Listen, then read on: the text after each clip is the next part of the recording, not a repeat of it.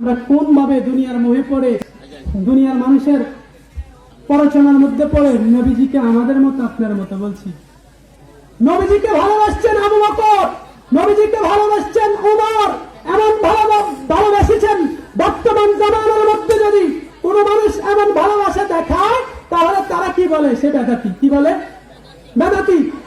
একটু চিন্তা করে দেখুন, এইসব লোক যদি আবু বকর সিদ্দিকের জামানায় থাকতো, হযরতে মাওলা আলীর জামানায় থাকতো, হযরতে ওমর ফারুকের জামানায় থাকতো, তাদেরকেও কি বলতো? বেদাতি বলে ফতোয়া দিত না? তাদেরকেও কি করত? অথচ আপনি লক্ষ্য করে দেখুন, হুব্বে রাসূলের দিকে তাকান। আমরা নবীর উম্মত হয়ে কোনো ভালোই কি বাসছি না? আমরা কোনো ভালোবাসছি? সাহাবীরা যেমন ভালোবাসেছেন, হযরত আবু বকর সিদ্দিক যে ভালোবাসা দেখিয়েছেন হিজরতের রাতে, আমরা তো তার কিঞ্চিত পরিমাণ কি কোটি কোটি গুণ যদি হিসাব করা হয় যারা পরিমাণও না, ঠিক না? সিদ্দিক কি ভালোবাসেছেন, শহীদগণ রাদিয়াল্লাহু আনহুম কুতুবগণ নবীজিকে আল্লাহকে কি ভালোবাসেছেন। তারা যদি ওই জামানায় থাকতো, তারা নবী রাসূল শহীদদেরকে, নবী রাসূল সাহাবীদেরকে বেদাতি শিরকি ফতোয়া দিয়ে দিত না? আর আমরা ওই তুলনায় কিছুই না। আমরা সামান্য একটু ভালোবাসা উদযাপন করি, রহমতের শুকরিয়া আদায় করি, সেটার জন্য আমরা বেদাতি হয়ে যাই। নাউজুবিল্লাহ। সেটার জন্য আমরা কি হয়ে যাই? বেদাতি হয়ে যায়। ঈদ মিলাদুন নবী আমরা করি নাই শুধু। হযরত আব্বাস রাদিয়াল্লাহু তাআলা তিনি বলছেন, আমি আমার আহলে আওলাদ নিয়ে ঈদ মিলাদুন নবী করছিলাম, আমি রাসূলের গুরু কীর্তন করছিলাম। এমন সময় রাসূল সাল্লাল্লাহু আলাইহি ওয়াসাল্লাম আমার ঘরে তাশরীফ আনলেন। বলেন না সুবহানাল্লাহ। রাসূল দেখে বলেন নাই, ও আব্বাস তুমি এই ইবাদত ছেড়ে দাও, তুমি মিলাদ কিয়াম ছেড়ে দাও। রাসূল বলেছেন, আমি তোমাদের উপর খুশি হয়েছি, তোমাদের জন্য আমার শাফায়াত বৈধ হয়ে গিয়েছে। সুবহানাল্লাহ বলবেন না? রাসূল তো বলতে পারতেন যে তোমরা এটা ছেড়ে দাও। রাসূল বলেছেন, রাসূল কি বলেছেন? তোমার জন্য আমার শাফায়াত ওয়াজিব হয়ে গেছে। সুবহানাল্লাহ বলবেন না? ওই জামানায় রাসূল বলে নাই, ও আব্বাস তুমি আমার উপর এই দুরূদ শরীফ পড়া, এই মিলাদের তাজিম করা ছেড়ে দাও। রাসূল আরো বলেছেন, তোমার জন্য আমার শাফায়াত ওয়াজিব হয়ে গেছে। সুবহানাল্লাহ, সুবহানাল্লাহ। আর উচ্চ আওয়াজে বলি সুবহানাল্লাহ।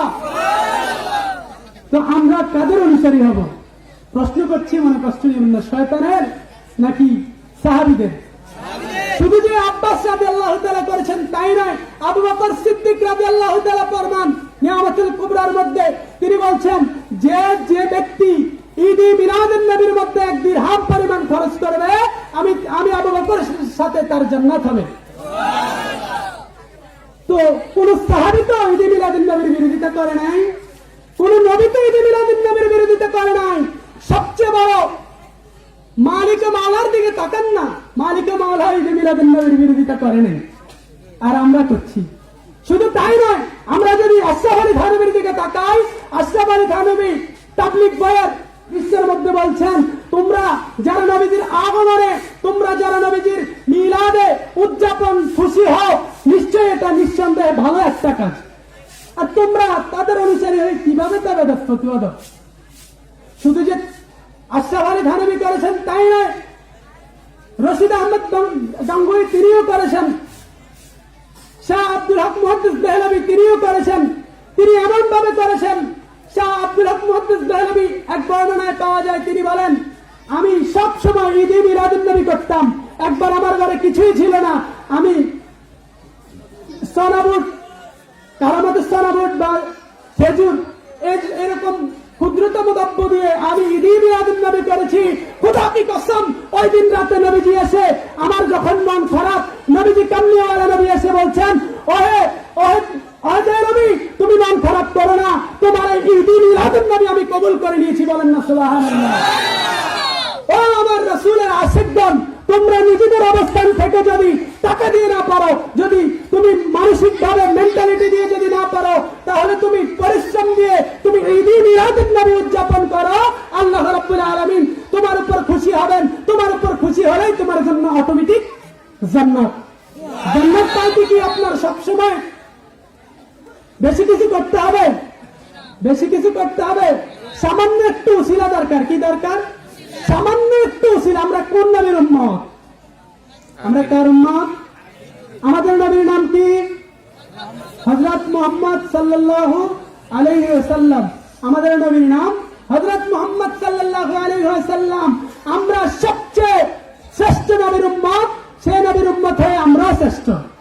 বলেন না সুবহানাল্লাহ। আমাদের বেশি কিছু করার দরকার আছে। একটু এক্সাম্পল দিচ্ছি সংক্ষেপে।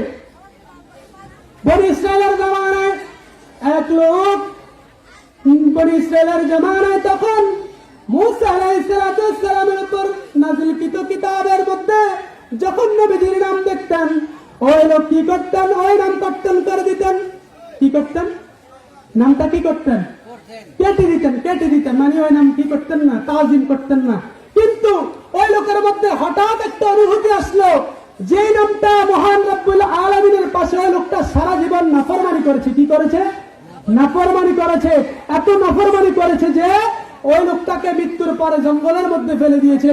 তখন আল্লাহ রাব্বুল আলামিন মুসা আলাইহিস সালামকে তিনি স্বপ্নে যুগে তিনি এলান করলেন, ও মুসা, যাও যাও, আমার বান্দাকে তুমি তাজিমের সাথে দাফন কাফন করো। কি করতে বলেছেন? তাজিমের সাথে, সম্মানের সাথে, ফরমালিটি বজায় রেখে তুমি তাকে তাজিমের সাথে দাফন কাফন করো। তখন আল্লাহর নবী মুসা তো একটু বেশি কথা বলেন। নবী মুসা আল্লাহকে প্রশ্ন করলেন, ও রব্বুল আলামিন, এর হিকমতটা যদি আমাকে বলতেন। আল্লাহ রব্বুল আলামিন বললেন, ও আমার বন্ধু নবী মুসা, এই বান্দা নাফরমানি করেছে ঠিকই, কিন্তু আমি আল্লাহর দরবারে এমন একটা কাজ করেছে, যেই কাজের কারণে আমি তার সমস্ত গুনাহ মাফ করে দিয়েছি। তো সেই কাজটা কি জানেন? সেই কাজটা হচ্ছে আমাদের নবীর নামের তাজিম করেছে। কি করেছে? তাজিম করেছে। যে লোকটা আমার আপনার নবী, আমাদের কান্ডারি নবীর তাজিমের কারণে শাফায়াত লাভ করে গেছেন, তাহলে আমরা তো সেই নবীর উম্মত। আমরা তো সেই নবীর উম্মত। নবীজি কি আমাদেরকে ছুঁড়ে ফেলে দিবেন? নবীজি কি আমাদের জন্য আমাদেরকে ছুঁড়ে ফেলে দিবেন? নবীজি আমাদেরকে বুকে টেনে নেবেন না? আমাদেরকে নবীজি বুকে টেনে নেবেন না? এ বিশ্বাস আছে? মরণকালে আপনি যখন দুনিয়াতে নাফরমানি করেন আর যাই করেন, কবরে রাখার সময় কি বলে? রাসূলের হাওলা করে দেয়। কি করে দেয়? বিসমিল্লাহ ওয়া আলা মিল্লাতি রাসূলিল্লাহ। আপনি সারাটা জীবন নবীর বিরুদ্ধে কথা বলেছেন, কিন্তু মরণের কারণে নবীর উপর হাওলা করে দেয়। কেন দেয়? কারণ সেই নবী আমার আপনার জন্য কান্ডারি, সেই নবী আপনার আর আমার জন্য জান্নাতের সুপারিশকারী, সেই নবী আমার আপনার জন্য জিম্মাদানকারী। বলেন না সুবহানাল্লাহ। উম্মত যখন ব্যথায় ব্যথিত হয়, নবী কোনো হাসেন না। উম্মতের ব্যথায় ব্যথিত হয়, নবীও উম্মতি উম্মতি বলে কান্দে। সেই নবীর উম্মত হয়ে আমরা যদি নবীর গুরু কীর্তন করি, নবীজি খুশি হবেন না বেজার হবেন? নবীজি খুশি হবেন, আল্লাহ খুশি হবেন। নবীজির নামের তাজিম করার কারণে যদি কেউ জান্নাত লাভ করে যায়, তাহলে আমরা তো সেই নবীর উম্মত, তাহলে আমরা তো তার আগেই জান্নাতে যাব। এই আকীদা আছে না? কি কারণে আছে? কারণ আমরা নবীর উম্মত। আমরা নবীর কি উম্মত। ভাইরা আমার, অনুরোধ করব, একটু ভাবেন। অন্যের কথা ধরে আপনি নিজেকে বিব্রত করবেন না, নিজের ঈমানকে ধ্বংস করবেন না, জাহান্নামের দিকে নিজের অবস্থানটা তৈরি করবেন না। একটু ভাবেন যে আমি আসলাম কার কারণে? আমি আদম আসলাম কার কারণে? কোরআন পেয়েছি, কোরআন পড়লে সওয়াব পাচ্ছি, নামাজ পড়লে সওয়াব পাচ্ছি, হজ যাকাত দিলে সব করলে সওয়াব পাচ্ছি, কিন্তু এসব আসছে কার কারণে? নবীর কারণে না?